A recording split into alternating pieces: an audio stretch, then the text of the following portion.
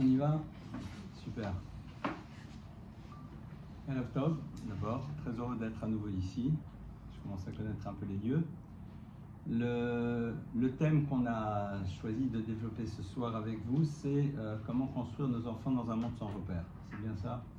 Ok.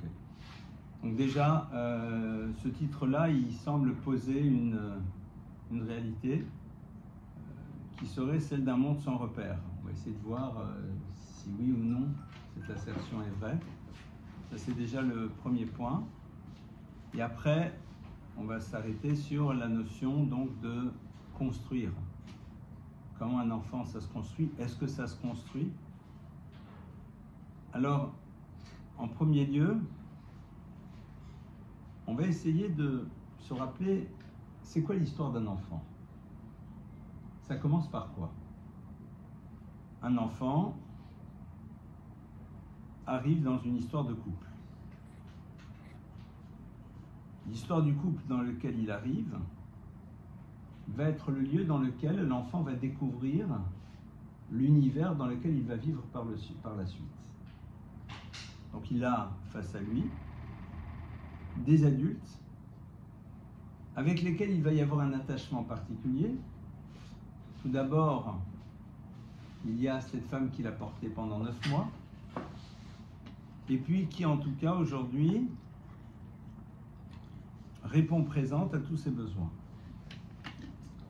Assisté d'un père, lui il est pas au courant que ça s'appelle comme ça. Pour lui, si on se met à l'échelle de l'enfant, c'est énorme, hein. 50 cm, 1m60, 70, 80, c'est quand même, si on remettait ça à notre échelle, c'est colossal.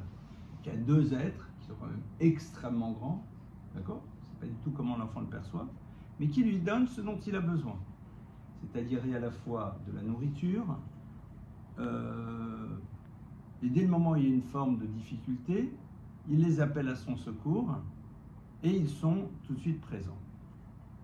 Donc évidemment, il va y avoir ici une forme d'attachement qui va se créer vis-à-vis de ces adultes qui lui donnent ce dont il a besoin, donc manger, dormir, enfin dormir, on l'aide à dormir, boire, changer, et de l'affection et de la tendresse, puisqu'on sait bien que c'est quelque chose qui est aussi fondamental pour le développement de l'enfant. Parfait. Donc jusqu'à présent, tout va bien. Et puis, par la suite, il va rentrer dans un univers dans lequel il va découvrir qu'il y a ce qu'on appellerait des règles.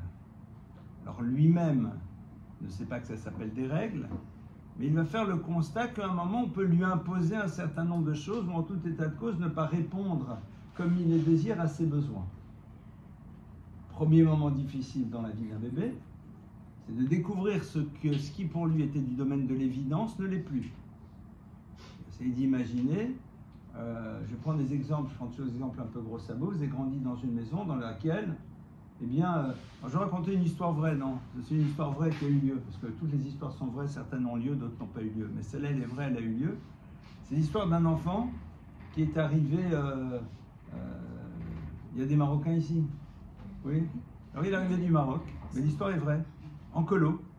Et il est arrivé avec sa valise, il a posé sur son lit, puis il est parti. Et à un moment, le moniteur dit, mais nous? Il dit, je sais pas, il vient, elle est où la bonne? Et l'histoire est authentique, hein. Elle est vraie de vrai.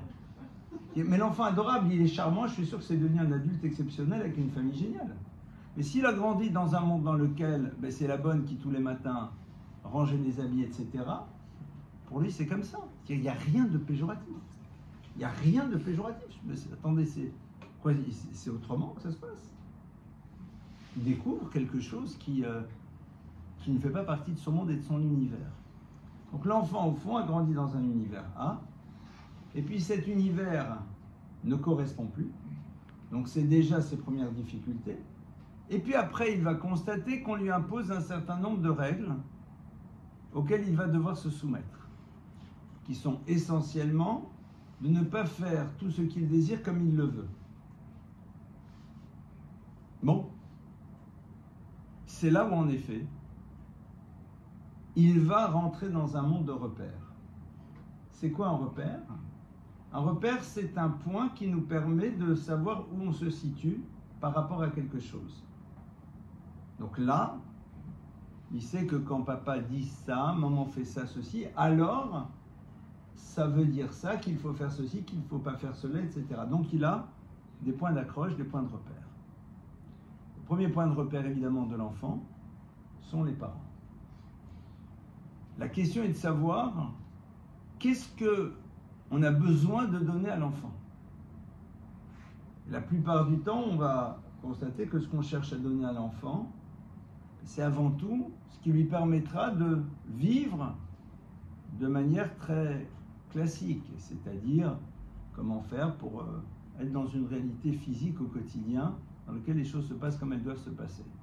Donc la douche, l'hygiène, la nourriture, et puis après des règles qu'il ne comprend pas nécessairement, mais qu'il est obligé d'appliquer, comme ranger sa chambre ou faire certaines choses.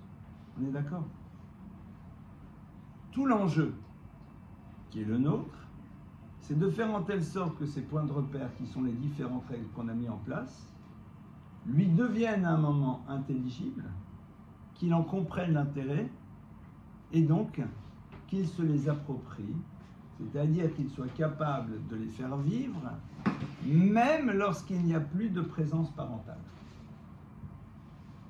Vous le savez parfaitement, ce qui est le révélateur d'une éducation, je n'ai pas envie de dire réussie, mais dans laquelle on a essayé plus ou moins de faire ce qu'il faut, c'est lorsque l'enfant n'est plus en présence de son éducateur. C'est à ce moment-là on voit si véritablement les choses se sont inscrites à l'intérieur de lui. D'accord? Jusque-là, tout va bien. Donc, les premiers points de repère sont les parents. Maintenant, ils sont points de repère dans des indications sur la manière dont on fonctionne dans l'univers. C'est-à-dire, l'enfant est là et observe, et va peut-être constater que quand il y a quelque chose qui ne se passe pas comme on veut, on se met en colère. Donc pour lui, c'est comme ça qu'on fonctionne. Et puis il va découvrir c'est quoi le modèle de fonctionnement d'un être humain dans le système dans lequel on vit, à travers ce qu'on lui propose nous en tant que parents. On est d'accord? La difficulté qu'on va avoir, c'est quoi? C'est lorsqu'il va se retrouver dans un monde dans lequel ce qui a été posé chez nous n'est plus présent et ou, comme vous voulez, différent. Et donc là, il va se trouver face à des points de repère qu'on lui a donnés. Je vais prendre un exemple très simple. On dit merci, un truc tout simple. Il a appris que c'est comme ça que ça devait se faire. Et puis il découvre un monde dans lequel on n'est pas obligé de dire merci. Et donc le vrai problème qu'a l'enfant, c'est se retrouver dans ce déséquilibre entre des repères qui passent à travers des règles qu'on a mis en place, à travers soit une parole, soit une dimension d'exemplarité. Quand je dis d'exemplarité, c'est pas être exemplaire, c'est-à-dire il nous observe, et un univers qui brusquement lui propose d'autres modèles de fonctionnement. Et là, en effet, toute la difficulté qu'il va avoir, c'est entre les deux, mon cœur balance. Et le cœur aura envie de balancer plus vers quelque chose qui lui semble être soit plus facile, soit lui apporter ce qu'il désire.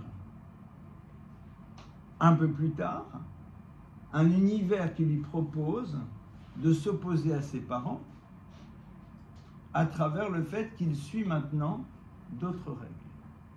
Donc dans le monde dans lequel on se trouve, il y a des repères. Mais ces repères ne sont parfois pas les mêmes que les nôtres. Ils ne sont pas les mêmes. Et la question, elle est de savoir comment on fait pour aider l'enfant à s'inscrire à l'intérieur d'un modèle qu'on lui a proposé et ne pas aller à travers, et ne pas aller vers le modèle que la société lui propose. Aujourd'hui, quand vous voyez un jeune, un enfant ou un jeune avec le maillot de Mbappé, ben, ça veut dire que tout simplement, alors je ne dis pas ceci veut dire obligatoirement que, ben voilà, ça pour moi c'est une valeur qui représente quelque chose. Et nous, peut-être on pense peut-être pas la même chose. Oui, c'est une valeur financière, ça pèse très lourd, ce genre de personnage. C'est vrai, on n'a rien contre devenir leur impresario, je ne sais pas comment ça s'appelle dans le monde du sport. Mais bon, mais au-delà de ça, c'est quelqu'un de très bien, j'en sais rien, qui véhicule un certain regard sur les choses, qui a une certaine manière de fonctionner dans le rapport aux gens, aux autres. J'en sais rien, lui je ne le connais pas. Et peut-être ceci ne va pas être en phase avec ce que moi, en tant que parent, ai décidé de poser comme étant point de repère vis-à-vis de l'enfant. Et c'est là qu'on va se trouver. Alors, l'intérêt du ghetto, c'était quoi?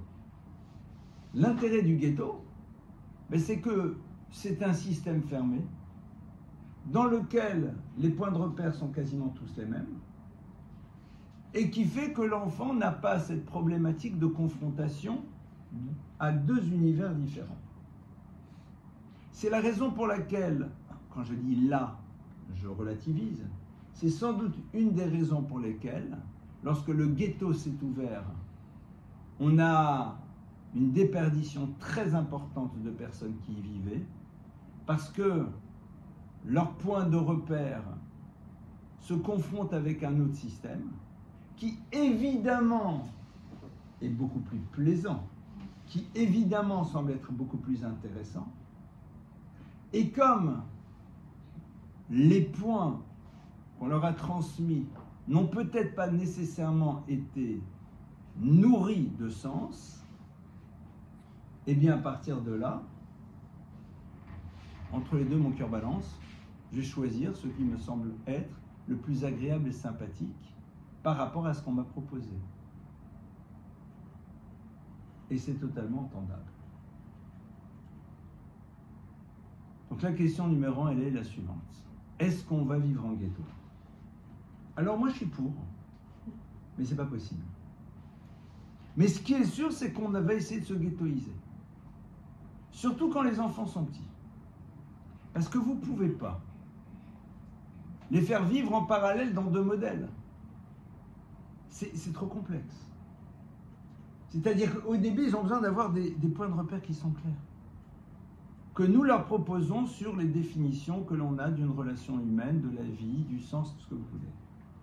En second temps, nous allons, parce que nous savons qu'ils vont un jour sortir du ghetto, rencontrer le monde, leur donner les éléments qui leur permettront de pouvoir continuer à vivre sur le suivant ces points de repère qu'on leur a donnés et que nous sommes censés incarner. Et donc, le travail numéro 1 va être d'abord de savoir, mais les points de repère, c'est quoi? Qu'est-ce qu'on leur propose à nos enfants? On leur propose la plupart du temps, non pas des points de repère, mais une forme de way on life, à la mode de chez nous, dans lequel, on met un talit de katane pour un garçon, une kippa, il y a un kidouche vendredi soir et un repas, et on ne peut pas faire certaines choses. Bon, c'est un vécu A. Il y en a qui ont des vécus B. Si ça s'arrête là, tant que c'est attractif et qu'au fond ça n'empêche pas de vivre ce que j'ai envie de vivre, j'y reste. Mais le jour où je vois qu'il y a quelque chose d'autre qui m'intéresse, pourquoi j'y resterai? Alors j'y resterai peut-être parce qu'on a créé chez moi des peurs et des angoisses. Le jour où je m'en débarrasse, tout va bien. Je vais y rester parce que j'ai peur de la sanction parentale. Je vais y rester par besoin de m'inscrire dans un groupe et dans un système, et je n'en ai pas d'autre pour l'instant qui se propose à moi. Mais ce qui est sûr, c'est qu'à un moment ou à un autre, ces éléments-là qui m'empêchent d'accéder à d'autres univers vont disparaître, vont s'affaiblir. Donc notre question en vérité en tant que parent, c'est d'abord et je sais que ça peut faire hurler les gens, comment on ghettoise nos enfants. C'est vrai, et je le dis et je l'assume pleinement, vous allez essayer de voir ce que ça veut dire. Et deuxièmement, comment on fait pour que leur point de repère soit nourri de sens, pour leur permettre par la suite de savoir pourquoi ils ont décidé de vivre suivant ces repères qui sont clairs. Tout d'abord, la ghettoisation de l'enfant. La ghettoisation de l'enfant, elle se fait dans un univers qui s'appelle l'univers familial. Si moi-même je ne me mets pas dans le ghetto, je ne peux pas envoyer mes enfants dedans. C'est pas sympa de rester soi-même à l'extérieur et lui à l'intérieur. La question, elle est de savoir, c'est quoi le ghetto dans lequel on veut rentrer. C'est un ghetto non pas dans lequel je veux vivre, mais un lieu dans lequel je ne suis pas intéressé par être perturbé par des choses qui ne correspondent pas à mes fondamentaux, mais dont je connais le pouvoir attractif. Et je vais me permettre de prendre mon exemple. Moi, j'aime le chocolat, ce qui est une réalité. Maintenant, mon épouse m'a expliqué que c'est pas mal comme idée, mais qu'à un moment, il faut faire un peu attention à soi, d'accord? Physiquement, et puis même à tous les niveaux, que voilà. Il y a la raison. Alors maintenant, on va imaginer qu'il y a 14 boîtes de Damiel qui se promènent à la maison. Il y a d'autres marques aussi, mais bon, c'est la plus connue des Français. Elles sont dans une armoire, et je suis seul, pendant une semaine. Donc je peux éventuellement même en prendre, trafiquer, réorganiser les boîtes pour que... Je connais parfaitement bien le job. Prenez ceux du dessous, et puis voilà. Je suis là, et je commence mes combats. Oui, non, non, oui, oui, non, non. Et après, c'est non. Je suis fier comme Artaban. D'accord? Seulement, j'ai dû livrer un combat. Je prends cet exemple, il est plus soft. L'exemple plus complexe, c'est sur les portables avec des fils no comment. D'accord? Oui, non, non, non, non, oui, oui, non, non, oui, non, non, non, oui, non. Super. Mazal tov, je suis quelqu'un de super. Et je suis un imbécile. Parce que, au fond, il y a une manière autre de fonctionner. C'est de mettre une serrure, de fermer à clé et de ne pas la voir. Dans le monde des nouvelles technologies, ça s'appelle avoir un filtre et ne pas connaître le code, ce qui est mon cas. Un de nos garçons, je lui ai dit, tu me mets des bloqueurs de tous les trucs qui n'ont rien à voir, tu mets le code, je ne veux pas le connaître. Point. C'est la règle. Sur tous les écrans. D'accord. Point. Quel est mon intérêt? C'est que je ne perds pas d'énergie à livrer des batailles inutiles. C'est ça le début de ma ghettoisation. C'est-à-dire de me protéger de choses que je ne désire pas, en n'ayant pas besoin de livrer de bataille, parce qu'elles ne rentreront pas dans mon périmètre. Point barre. Et ça, c'est quelque chose au fond qui sera fondamental pour l'enfant. Mais si moi, en tant qu'adulte, j'ai un pied dedans et un pied dehors, mais l'enfant, il va être avec moi. Parce qu'il va le percevoir. Il va s'en rendre compte. Dans le monde dans lequel on prône l'ouverture, le truc, le machin, tout ce que vous voulez, j'adore. J'ai aucun problème avec ça. Je pense que l'ouverture dans le monde de la Torah est bien plus importante que celle que l'on propose dans la société qui est extrêmement figée dans son regard qu'elle porte sur les choses. On est dans un monde dans lequel vous devez être dans l'esprit du temps, avoir une parole qui s'inscrit dans le politiquement correct et satisfaire ceux qui sont les faiseurs d'opinion, c'est-à-dire l'univers des médias. Point barre. C'est la réalité du terrain. J'ai discuté hier, avant-hier soir, avec une personne dont je ne citerai pas le nom, mais qui est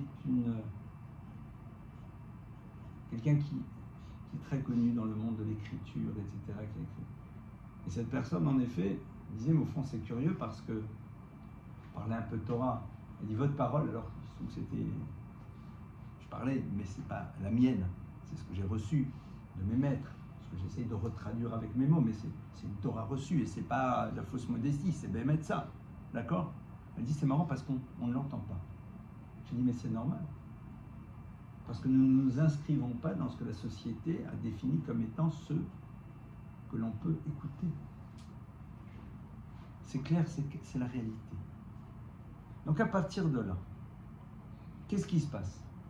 On est dans un monde dans lequel l'enfant va devoir rentrer dans un ghetto pour construire une identité forte avec des points de repère qui le sont tout autant, c'est-à-dire ses parents et éventuellement ses maîtres, pour pouvoir un jour s'ouvrir au monde qui de toute façon est présent et savoir comment avancer suivant ces points de repère parce qu'ils auront été nourris de quelque chose. Alors souvent les gens disent « Oh, l'ouverture, l'ouverture ». Je dis « Il n'y a pas de problème. Vous habitez où? Dans le 16e, dans le 17e, Neuilly, Boulogne? Super. Vous savez ce que vous allez faire? Vos gamins, à partir de 5-6 ans, vous allez les inscrire dans des écoles, dans l'école à Argenteuil. D'accord? À Saint-Denis. Mais ils reviendront le soir à la maison, hein? Pourquoi vous ne le faites pas? Pourquoi vous les ghettoisez? Dans vos écoles à 200 000 € par an, ou j'en sais rien. Qui sont au passage des écoles économiques qui sont très très bonne facture. Pourquoi? Ah, parce que vous avez peur de l'impact. C'est intéressant. Donc vous les avez mis dans des ghettos. Avec tout le respect que je vous dois. Mais moi je ne peux pas. Parce que moi je parle d'une valeur qui s'appelle une valeur Torah. Et c'est impressionnant de voir cette forme, j'ai même pas envie de dire d'incohérence, mais d'absence de réflexion sur mais je suis en train de dire quelque chose, en train d'exprimer mon désaccord avec quelque chose que j'ai mis en place dans ma vie.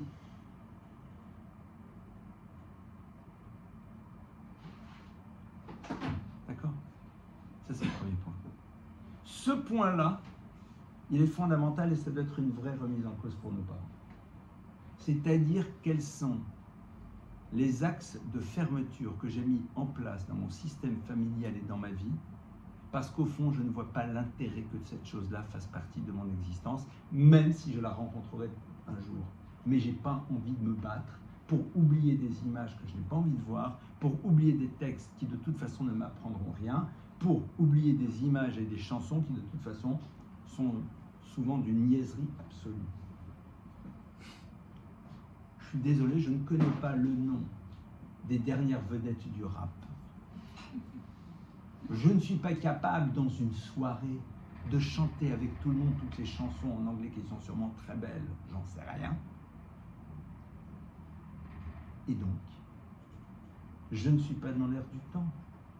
Je ne suis pas dans l'air du temps que l'on m'impose. C'est vrai, mais c'est un choix. Cette ghettoisation est fondamentale. Elle est le lieu de la construction d'une identité qui permettra à l'enfant, dans un monde qui a d'autres repères, de savoir pourquoi il va être dans la continuité de ce que je lui ai transmis. Parce que, je le répète, je ne vais pas le répéter là, parce que je ne l'ai pas encore dit, mais je le répète parce que j'ai l'habitude de le dire, en tant que parent, j'ai une priorité, et je la prends et je la revendique. C'est la priorité de transmettre mes valeurs, mes points de repère à nos enfants. Je le revendique. Parce que si cet enfant, on lui a donné la vie, je ne vois pas pourquoi je proposerais à la société qui est autour de moi de lui donner les définitions qu'elle a de l'existence. Pourquoi? C'est totalement légitime. Ce que je dis, c'est légitime. Alors bien sûr, on est dans un monde dans lequel vous allez les enfermer, donc ça va faire des extrémistes et des gens qui n'aimeront pas les autres, mais pas du tout. Parce que dans mes points de repère, Il y a une Torah dans laquelle on dit vous aimerez l'étranger car vous avez été étranger en Égypte. On est dans une Torah dans laquelle on m'apprend que une personne même, quelle qu'elle soit, on regarde avant tout ce qui va chez elle avant de voir ce qui ne va pas. On me dit qu'une personne non juive mais qui respecte les fondamentaux éthiques a la même valeur que le grand prêtre au temple de Jérusalem. On m'apprend que l'interdit du vol il concerne tout le monde et c'est pas limité aux juifs entre eux, mais vis-à-vis de tout le monde. On m'apprend le rapport au langage, la destruction que peut générer une parole dans un monde de relations. On m'apprend à dire tous les jours quand je me lève, modé, moda, j'exprime ma reconnaissance vis-à-vis du Créateur et apprendre à le voir tout autour de moi. Voilà, c'est ça que je veux leur transmettre comme point de repère. Aujourd'hui, aux États-Unis, dans certains États, quand les enfants ont 2 ans, ils reçoivent une lettre pour eux. Et l'introduction de la lettre, c'est ce que tu vas dire, tu n'es pas obligé d'en parler à tes parents. Ça t'appartient. Tu peux décider ce que tu veux être, garçon ou fille.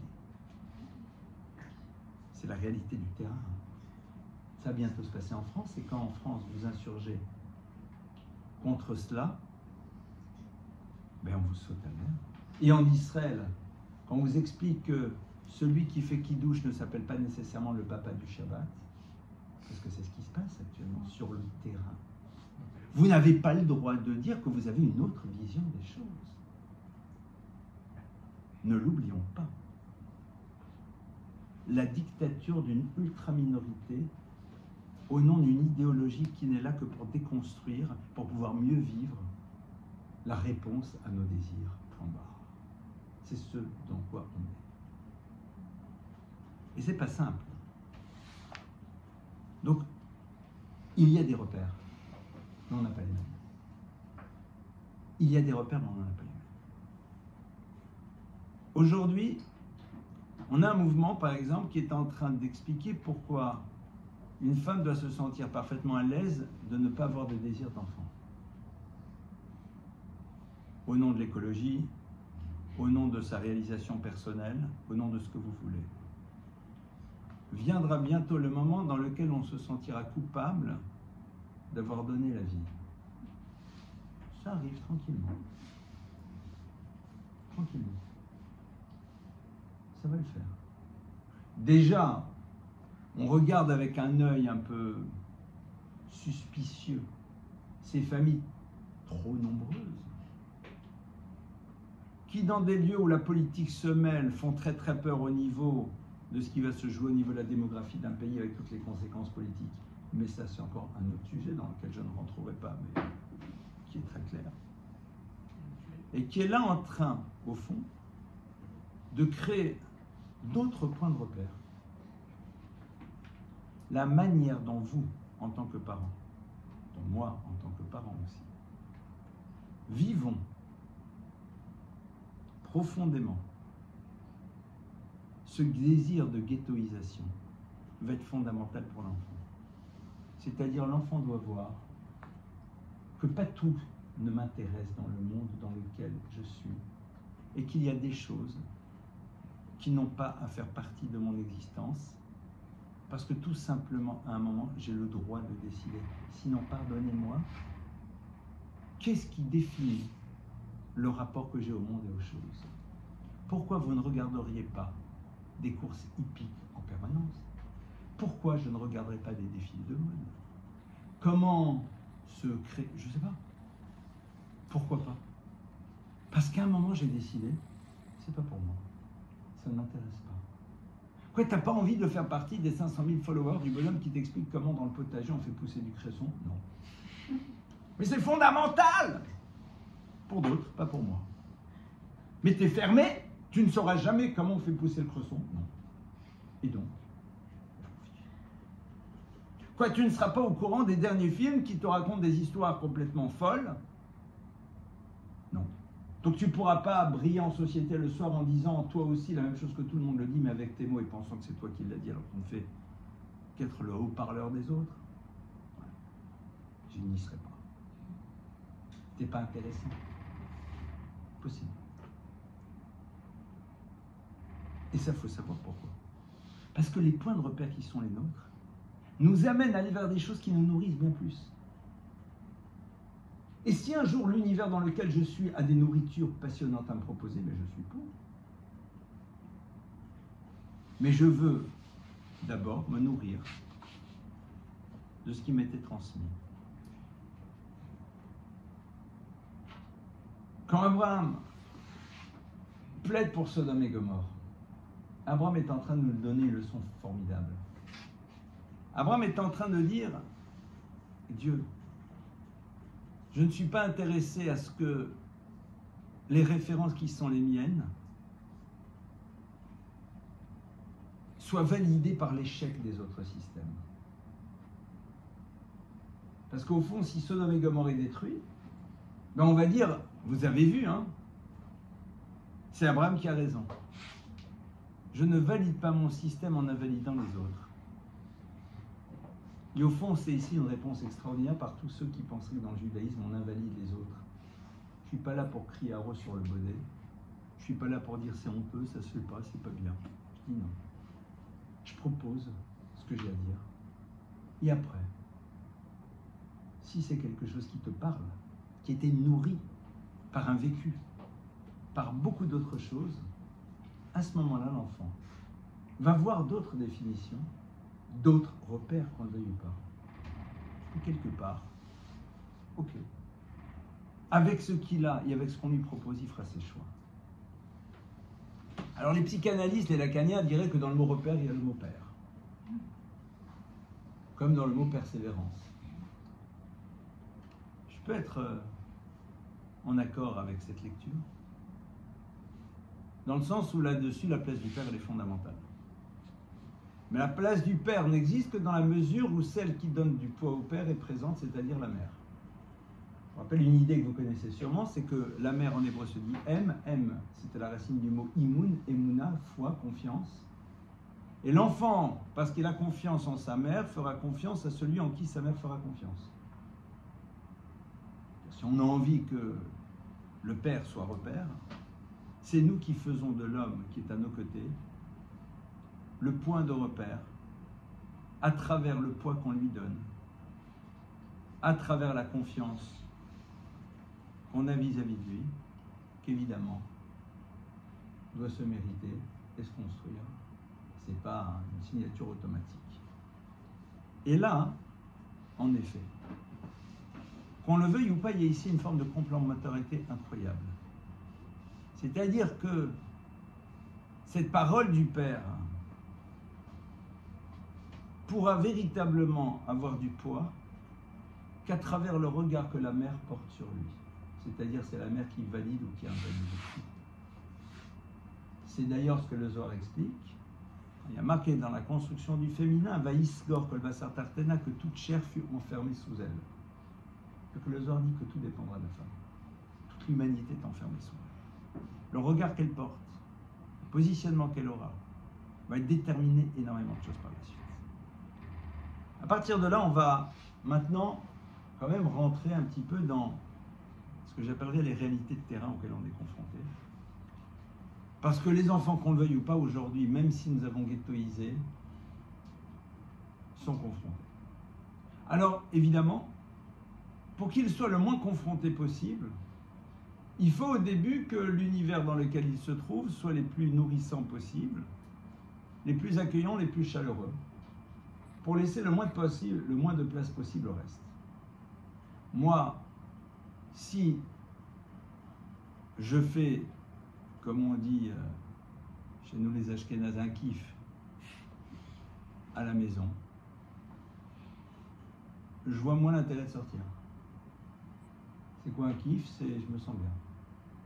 Je me sens bien parce qu'il y a quelque chose qui s'appelle, c'est une réplique célèbre dans un film, il y a une atmosphère.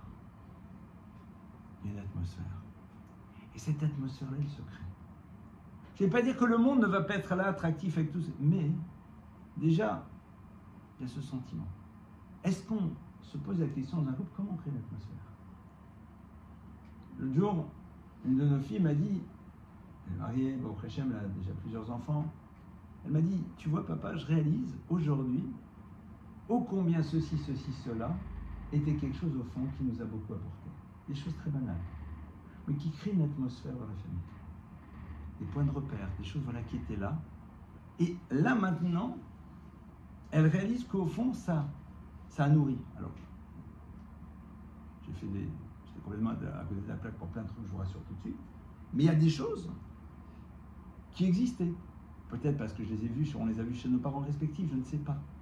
Mais ça, cette notion d'atmosphère, elle doit être présente. C'est-à-dire que la maison doit être un lieu dans lequel nous, les adultes, on est content d'être.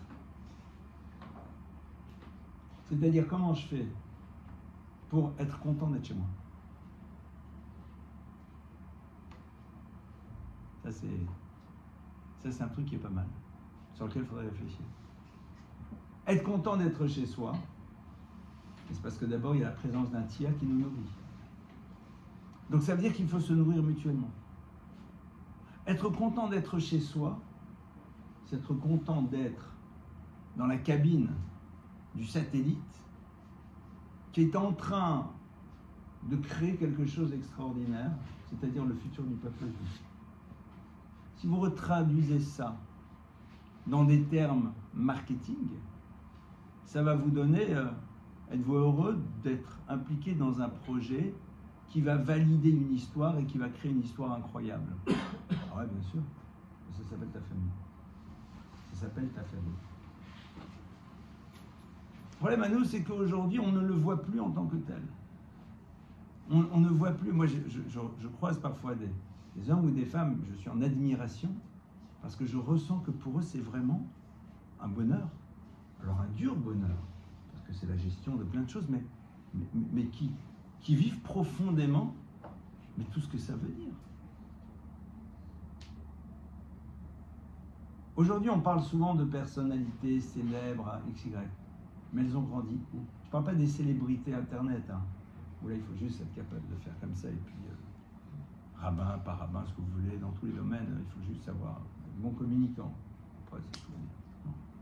Des gens qui ont construit, qui ont créé, mais ils ont eu une enfance, ils ont eu un cadre, il s'est passé quelque chose. Vous avez fait éclore quelque chose. On ne prend pas suffisamment la mesure de ça. Parce qu'on est dans un monde qui dévalorise. Parce qu'on est dans une relation dans laquelle on ne se renforce pas suffisamment l'un l'autre en parlant et en prenant la mesure de ce que ça veut dire, de ce que ça représente. La chance de pouvoir créer quelque chose d'incroyable. Maintenant, le monde est quand même présent aux portes. Il est là, dès qu'il sort dans la rue, avec les écrans, qui évidemment aujourd'hui sont d'une toxicité absolue. Rav Tversky disait la chose suivante. Tversky, qui n'est plus de ce monde, c'était un psychiatre juif américain, Rav, Talmid Chacham, qui a écrit, je pense, une soixantaine d'ouvrages. Vous le voyez, il a une tête de Rav comme ça, c'est un psychiatre spécialiste en addictologie, a dit dans un de ses derniers cours, avant sa mort, parti de ce monde à plus de 90 ans, et c'est mon épouse qui me l'a montré ce cours, je vais vous le faire en français, pas en anglais, je vais vous le résumer. Il disait au fond, aujourd'hui, les écrans, c'est pas Yetzer Hara. C'est autre chose. C'est le Satan. C'est quoi le Yetzer Hara? C'est la pulsion qu'on a tous à l'intérieur de nous qui nous pousse à vouloir un petit peu gâcher notre vie. On en a tous, chacun dans son domaine. Avec notre Yetzer Hara, on peut dealer, on peut gérer. Le Satan, c'est un malach, c'est un ange. Avec un ange, vous ne pouvez pas vous battre. C'est d'une violence inouïe. Tout est mis en place pour proposer à nos enfants une autre lecture du monde. Une autre définition. D'autres points de repère. Ils ont énormément de points de repère. Mais qui ne sont pas nécessairement les nôtres. Et qui, au fond, surfent tous sur la même chose. La facilité, l'absence d'effort et être à l'écoute de ses désirs, qui ne sont même pas avec un grand D, parce que sinon ça serait peut-être pas mal. Le combat est inégal. Parce que l'enfant, l'adolescent, va être attiré par ce qui nous a toujours attiré nous, c'est-à-dire la facilité, la rapidité, l'instantanéité. Clairement. Et donc à partir de cela, comment on fait? Donc on continue à ghettoiser au maximum, parce qu'ils vont de toute façon se confronter. Mais on va être obligé à un moment de les amener à réfléchir au point de repère qu'on leur propose et de les amener à s'interroger sur ce qu'ils représentent réellement et est-ce qu'on peut à un moment prendre le temps de dire qu'on a le droit de penser. D'accord? Et ça commence par nous-mêmes.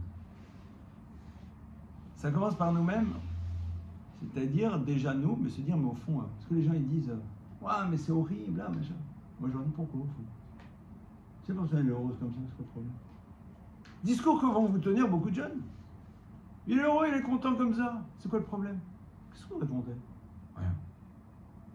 C'est sa vie, elle lui appartient. Pourquoi tu te bats contre lui? Fais pas de mal. C'est vrai. Fais pas de mal. Alors vous me direz que quand c'est dans certains univers, on sait qu'il se fait du mal. Relisons Liebenstein, il n'y a pas de drogué heureux quand c'est dans ces domaines-là. Mais qu'aujourd'hui, ils deviennent de plus en plus mis de côté. Aujourd'hui, l'immense majorité des ados ont fumé autre chose que des Marlboro Light. Clairement. Clairement. Clairement. Il dit, je vois pas où est le problème. Je comprends que toi, c'est pas ton truc, mais pourquoi ça serait pas le mien? Et donc là, on va être obligé de leur apprendre à faire une chose. C'est de s'interroger et de réfléchir. Et quand un adolescent va me dire une chose pareille, ou un enfant va me dire une chose pareille, je vais dire, c'est vrai. Alors d'après toi, pourquoi moi je pense différemment? Quel est mon intérêt? Pourquoi j'y vais pas? Et amener donc les enfants de plus en plus tôt à se poser des questions sur ce qui sous-tend ce que la société leur propose. Qu'est-ce que tu en penses, toi? Est-ce que tu penses que faire ce qu'on veut, c'est au fond la meilleure chose dans la vie? Et après, on va plus loin. Vous savez, à un moment, il y a eu des théories passionnantes dans le monde de l'éducation sur le fait qu'il faut laisser l'enfant découvrir par lui-même sans le sanctionner les choses afin qu'à partir de cela, il comprenne la leçon. Donc vous avez des théories géniales, des exemples et tout. Le gosse qui dit le soir, je laissais la fenêtre ouverte, il dit avec plaisir, et puis s'il prend froid, il réalisera. C'est super, hein, comme théorie. Il a envie de traverser au vert. Tu gardes la théorie, mon frère? Tu la gardes? Non. Alors ça fonctionne comment ton histoire? Un truc tout bête. C'est-à-dire, à un moment, ouvrir et aller jusqu'au bout des choses.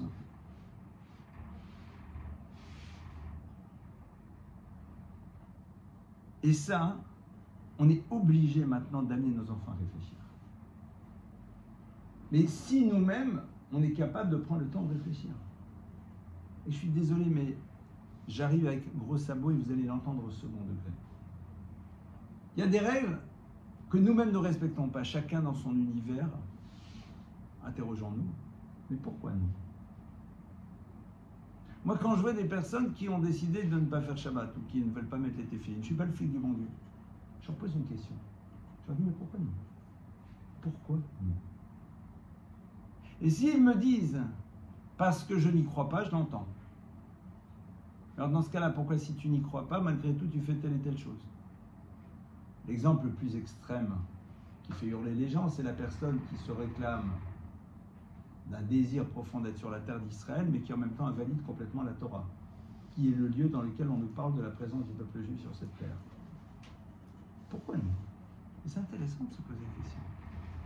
Pourquoi je ne veux pas? Et à partir de là, on commence à faire bouger les choses. C'est pas simple parce que ça risque de nous faire bouger. Parce que ça risque à un moment de nous amener à nous interroger sur les raisons réelles qui sont présentes à l'intérieur de certains modèles de fonctionnement qu'on peut avoir. Et ça, c'est passionnant. C'est des rencontres géniales avec soi-même, qui font parfois un peu mal, mais qui sont terriblement nourrissantes. Et ça, c'est sans doute un des seuls moyens aujourd'hui d'aider nos enfants, quelle que soit la ghettoisation que l'on aura, à savoir comment se confronter à un monde avec énormément de repères, mais qui ne sont pas les nôtres. Et c'est vrai que si on ne le fait pas soi-même, c'est difficile à un moment de leur proposer. Un enfant qui vous dit « je ne veux pas faire ça, c'est ridicule », c'est passionnant. Je veux dire, c'est génial, donc c'est-à-dire que tu as trouvé une raison. Mais qu'est-ce qui fait que cette chose d'après toi est ridicule et celle-là ne l'est pas? Tu trouves ça ridicule de te promener avec une... Le dernier point, c'est comment les amener à prendre conscience que les points de repère que leur propose la société dans laquelle ils sont à géométrie variable. Et là, ça peut être intéressant de s'asseoir avec eux et de leur dire que, mais au fond, qu'est-ce qui fait et qu'est-ce qui a décidé qu'à un moment, ça allait être ça, la règle? Qui, à un moment, a décidé que c'est comme ça qu'on devait vivre? Qui a décidé que ça, c'était important, ça ne l'était pas? Et les amener à voir quelles sont les choses qui sont à l'origine. Or, la plupart du temps, les théories que l'on construit ne sont là que pour justifier a priori des systèmes que l'on a mis en place mais qui sont sous-tendus par nos désirs. C'est la raison pour laquelle celui qui dirige son existence, c'est le roi, parce que le roi est au-dessus de tout. Le roi, c'est Meler, et vous connaissez bien sûr cette lecture. Meler, c'est 3 lettres, Moach, Lev, Kaved. Moach, l'intellect, Lev, le cœur, Kaved, le foie, c'est-à-dire le monde de l'action, des pulsions, etc. Quand vous faites le contraire, vous avez le mot kloum, c'est-à-dire Kaf, le point de départ de mes mouvements est défini par mes désirs, en seconde par mes émotions, et mon intellect n'est là que pour pouvoir justifier ce qui a été construit, non pas par une démarche, mais par avant tout une réponse à des désirs ou à des émotions. L'instrumentalisation de l'intelligence pour être dans la justification de ce qui prend sa source dans quelque chose parfois, et le mot est fort, de beaucoup plus animal. Alors je le dis avec ces mots, vous n'allez pas là en parler de cette manière avec vos enfants. Mais à un moment, on va s'arrêter, on va réfléchir. On va dire, mais d'après toi, quel est l'intérêt? Et pourquoi aujourd'hui on pense comme ça? Et qu'est-ce que ça apporte? Mais juste décrypter. Moi, je donne toujours cet exemple. Je dis, attendez, le monde, il est là, surtout pour les ados, copains, copines, copines, copains, copains, copines, généralement, c'est pas les mêmes. Je leur dis, bon, au fond, qu'est-ce que ça t'a apporté dans la vie? Plus d'expérience, non. La preuve, c'est qu'il n'y a jamais eu autant de divorces. Plus de respect de l'autre, encore moins. Il n'y a jamais eu autant de garçons qui n'ont pas respecté les filles, en leur faisant croire des choses et après en les abandonnant. C'est tout. Le bonhomme qui a décidé de changer, de s'appeler Mademoiselle alors qu'il s'appelait Monsieur ou le contraire. Pourquoi est-ce qu'il a besoin que tout le monde s'en rende compte? Pourquoi c'est quelque chose qu'il faut exhiber? Pourquoi est-ce que c'est quelque chose qu'il faut revendiquer? Pourquoi aujourd'hui, à l'époque on voulait, on ne pouvait pas? D'où tu sais? Etc., etc.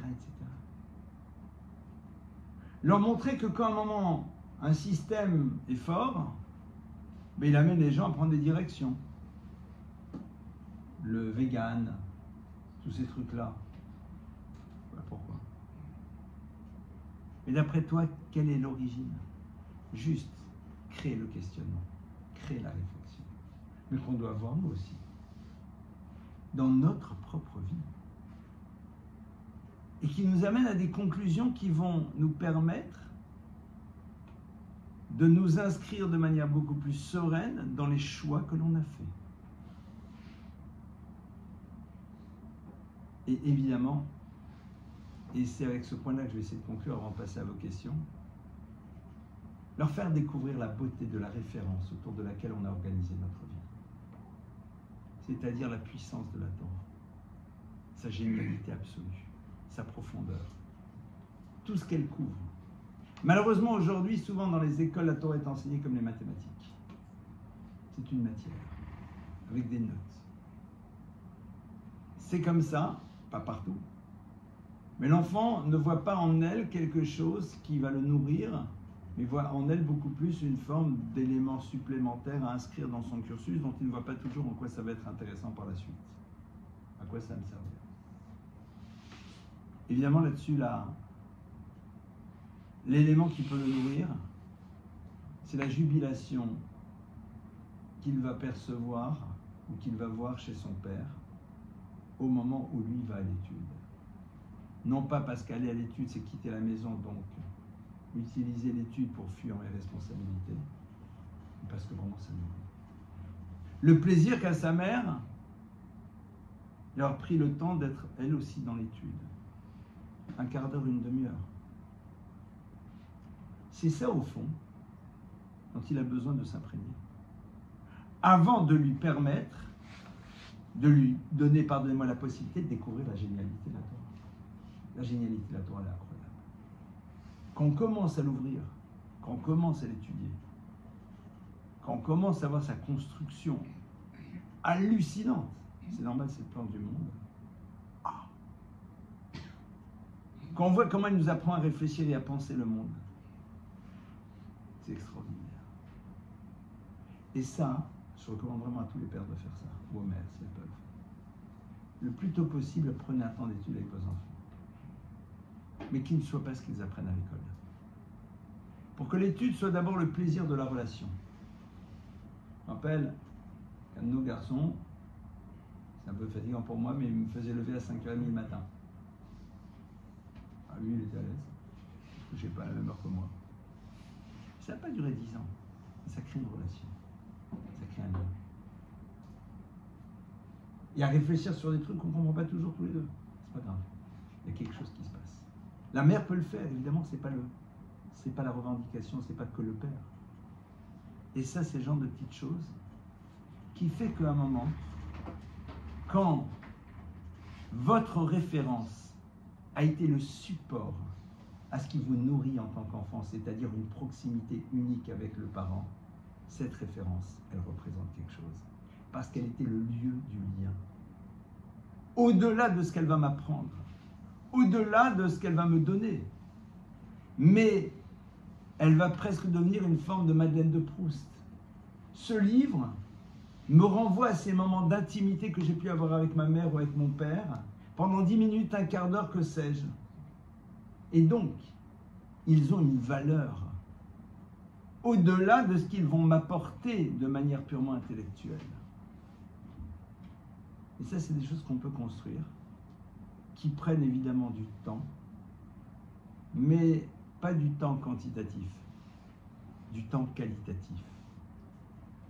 Ces 10 minutes de rendez-vous sont des minutes qui nourrissent, qui remplissent, qui sont là dans un mode relationnel totalement horizontal.